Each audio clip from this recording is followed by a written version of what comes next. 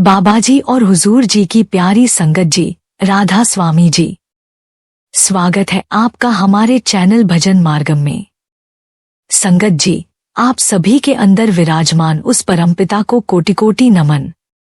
संगत जी, भजन मार्गम चैनल पर हम आपसे आत्मा की उस गूढ़ और पवित्र यात्रा के रहस्यों पर चर्चा करते हैं जो हमें हमारे सच्चे घर की ओर ले जाती है।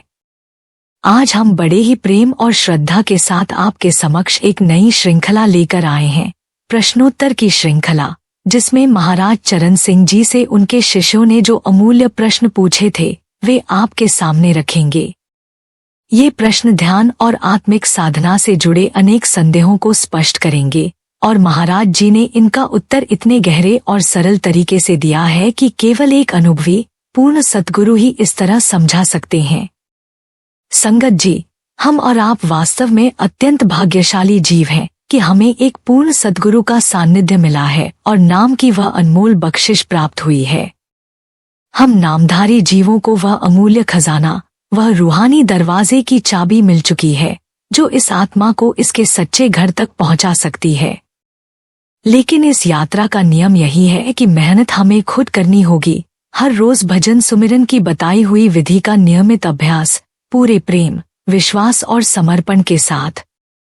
यही साधना हमें धीरे धीरे भीतर के उस स्तर तक पहुंचाएगी जहां से प्रभु का साक्षात्कार संभव है। इसलिए आपसे निवेदन है कि इस वीडियो को अंत तक अवश्य सुनें। यह प्रश्नोत्तर श्रृंखला की वीडियो जानबूझकर छोटी और सारगर्भित बनाई गई है ताकि आप एक समय में एक ही प्रश्न को गहराई से समझ सकें। इनका पूरा श्रवण हर साधक के लिए अत्यंत लाभदायक सिद्ध होगा, क्योंकि इसमें वह मार्गदर्शन है जो आत्मिक यात्रा को स्पष्ट, सहज और प्रेममय बनाता है। संगत जी, एक विनम्र निवेदन है, यदि आप हमारे चैनल भजन मार्गम पर नए हैं तो कृपया इसे सब्सक्राइब अवश्य करें ताकि सद्गुरु के अमूल्य वचन और रूहानी मार्गदर्शन निरंतर आपके जीवन तक पहुंचते रहें और आपकी आत्मिक यात्रा को दिशा देते रहें। आइए आज के प्रश्न की ओर बढ़ते हैं। तो एक सत्संगी भाई ने प्रश्न किया, महाराज जी, आप अक्सर कहते हैं कि ध्यान का उद्देश्य प्रभु को भीतर पाना है, भीतर के मार्ग पर चलकर पिता के पास लौटना है, लेकिन मैं इस बात को पूरी तरह समझ नहीं पा रहा कि ध्यान हमें भीतर कैसे ले जाता है, और यह कि प्रभु सृष्टिकर्ता मेरे ही भीतर हैं, इस विचार को मैं कैसे समझूं। महाराज जी ने बड़े सरल और गहरे उदाहरण से उत्तर दिया, जब आप रात में सोते हैं और सपने देखते हैं तो जरा सोचिए आप उस समय कहाँ होते हैं। क्या सपना आपके भीतर है या आपके शरीर के बाहर? सपने वास्तव में आपके पूर्व अनुभवों के प्रभाव होते हैं। क्या आप उन्हें देखने के लिए शरीर से बाहर जाते हैं या सब कुछ शरीर के भीतर ही देखते हैं? निस्संदेह ये बाहर के अनुभवों का पुनः प्रस्तुतिकरण है, लेकिन जो आप देखते हैं, जैसे व्यवहार करते हैं और सपने में जो भी घटित होता है, वह सब नाटक आपके भीतर ही चलता है या बाहर कहीं। क्या आप शरीर छोड़कर बाहर जाकर देखते हैं? नहीं, यह सब पूरी तरह भीतर ही होता है। तो यदि सपना शरीर के भीतर हो सकता है, तो फिर गुरु का ज्योतिर्मय स्वरूप या आध्यात्मिक अनुभव क्यों नहीं हो सकता?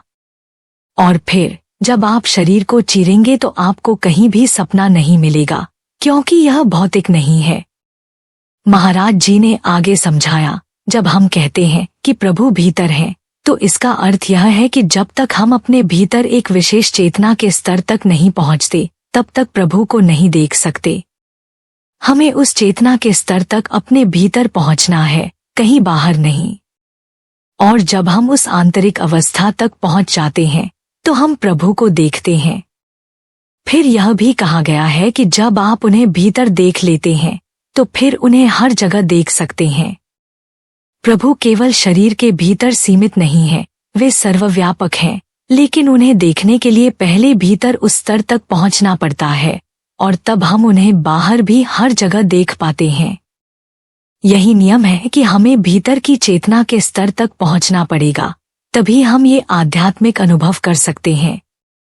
ये सभी अनुभव हमारे भीतर होते हैं, बाहर कहीं नहीं, और बाहर रहकर आप उस भीतर की अवस्था तक नहीं पहुंच सकते। महाराज जी ने यह भी स्पष्ट किया, पूरी सृष्टि हमारे भीतर है। बाइबल में लिखा है कि सृष्टि से पहले कुछ भी नहीं था, केवल प्रभु थे। जो कुछ हम देखते हैं वह सब उन्हीं का प्रक्षेप है। सृष्टि पिता से निकली है, सब कुछ पिता से उत्पन्न हुआ है और सब कुछ पिता के भीतर है और पिता हमारे भीतर हैं। इसलिए ध्यान के माध्यम से हम अपनी चेतना को आँख के केंद्र पर ले आते हैं, गुरु से भीतर संपर्क करते हैं और तब स्वयं देख लेते हैं कि सब कुछ हमारे भीतर है। ध्यान का मार्ग हमें आँख के केंद्र तक ले जाता है, जहां हम अपने गुरु से मिलते हैं और आत्मिक यात्रा का आरंभ होता है। संगत जी, जैसे अभी हमने बड़े महाराज जी के वचनों से समझा कि प्रभु भीतर ही है और ध्यान ही वह मार्ग है जो हमें उस आंतरिक मिलन तक ले जाता है। ध्यान एक जागरूक सपना नहीं, बल्कि चेतन यात्रा है, जिसमें आत्मा आँख के केंद्र से भीतर प्रवेश करती है और उस सूक्ष्म लोक में पहुंचती है जहां प्रभु का प्रकाश और गुरु का ज्योतिर्मय स्वरूप विराजमान है।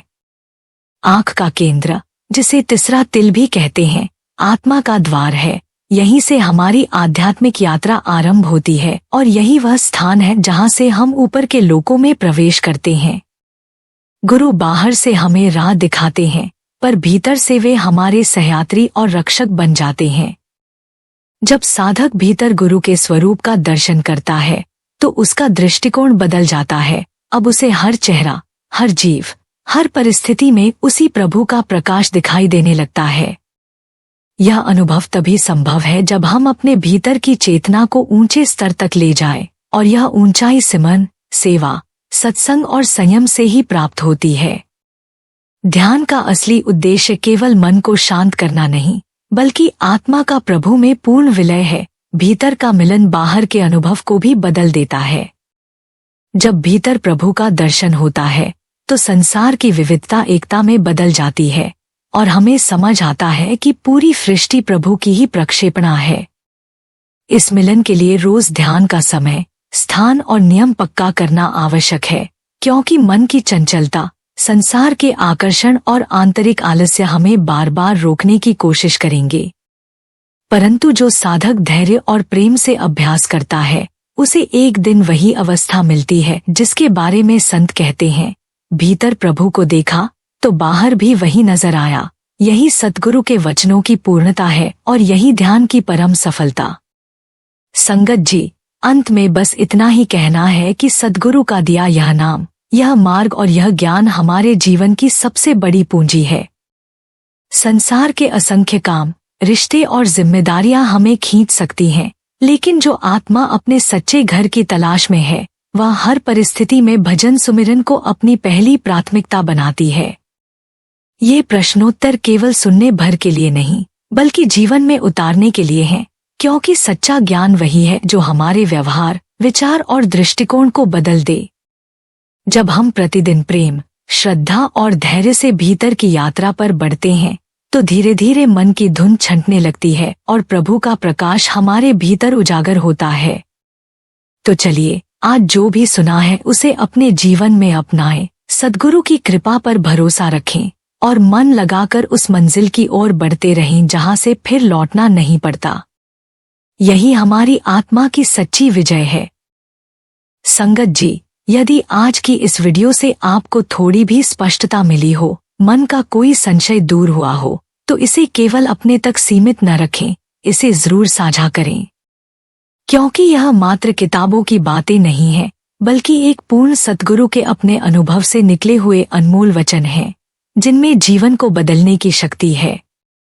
हो सकता है कि आपका एक छोटा सा शेयर किसी और साधक की आत्मिक यात्रा में सहायक बन जाए, किसी जिज्ञासु के मन का कोई गहरा सवाल हल हो जाए और उसे भी वही दिशा मिल जाए जिसकी उसे तलाश थी। और संगत जी, यदि आप भजन मार्गम चैनल पर पहली बार पधारे हैं, तो इसे जरूर सब्सक्राइब करें, क्योंकि इस सेवा को आगे बढ़ाने की ताकत हमें केवल आपके सहयोग से ही मिलती है। मैं स्वयं भी एक साधक हूँ और जब भी सतगुरु के वचन सुनती हूँ या कोई आध्यात्मिक पुस्तक पढ़ती हूँ, तो मन में गहरा आग्रह उठता है कि इन अनुभवों को अपने शब्दों में ढालकर अन्य साधकों तक पहुँचाऊं, ताकि हम सब मिलकर इस मार्ग पर आगे बढ़ सकें। उस कुल मालिक से मेरी यही प्रार्थना है कि वह हम सभी साधकों को अपने चरणों में स्थान दे, हमारी इन छोटी छोटी कोशिशों को स्वीकार करे और हमें सदा अपने साथ जोड़े रखे। इसी प्रार्थना और प्रेम के साथ इस वीडियो को यहीं विराम देते हैं और मिलते हैं अगली वीडियो में एक नए प्रश्न और नई आत्मिक चर्चा के साथ। राधा स्वामी जी।